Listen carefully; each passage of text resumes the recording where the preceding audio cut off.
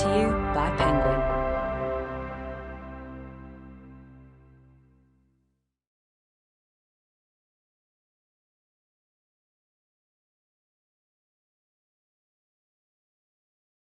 Mothership by Francesca Segal.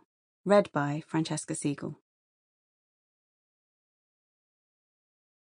Generations of women have asserted their courage on behalf of their own children and men, then on behalf of strangers, and finally for themselves. Adrienne Rich of Woman Born. Preface. Day -1. Thursday, 1st of October. Identical Girls felt like a lottery win. For the first time in my life, I was part of a posse. I was a one-woman girl gang. Pregnancy was like performing a perpetual magic trick, to move around the world in the silent company of my daughters. 2 tiny sidekicks always there, shifting just below the hot, taut skin. I was writing a novel. Together we sought out the sunniest desks in the library and there spent long afternoons, some of us reading, others napping.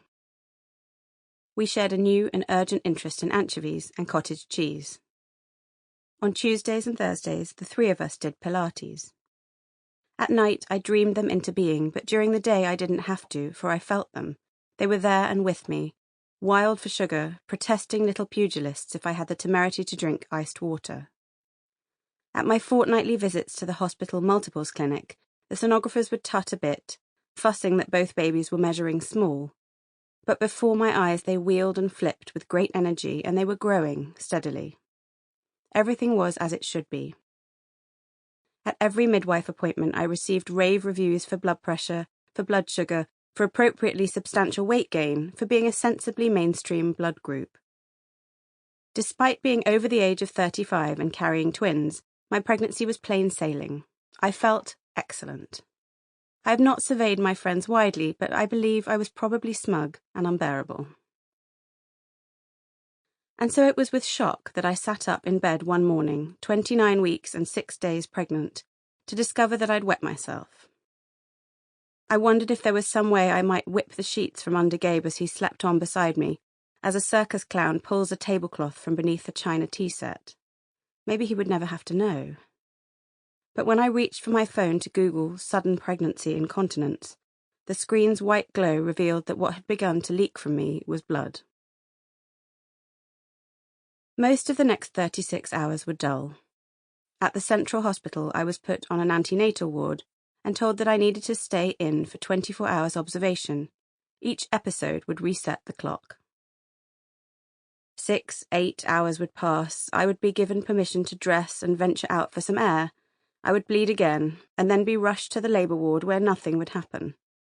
And then I would be back up on antenatal in a room of women, variously crying. I was not crying because, unlike them, I was not in the throes of having a baby. I had 10 more weeks, a full quarter of a pregnancy ahead.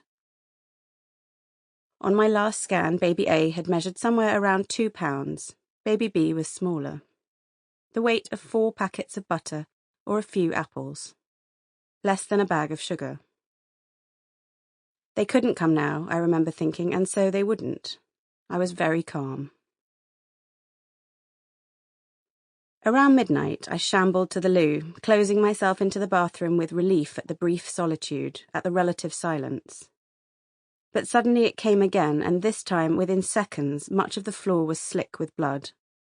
I left a trail of vivid footprints as I backed towards the sink. Still, I couldn't seem to take on board that this was not good. I mostly felt bad for the hospital cleaners. When it seemed to have stopped, I used the convenient handrails to heave myself down onto all fours and, with a wad of remarkably unabsorbent aquamarine paper towels, I began to mop up the floor. It was from this position, on hands and knees, my breathing heavy with effort, that the emergency cord caught my attention. Its bright red toggle seemed for some reason to resonate.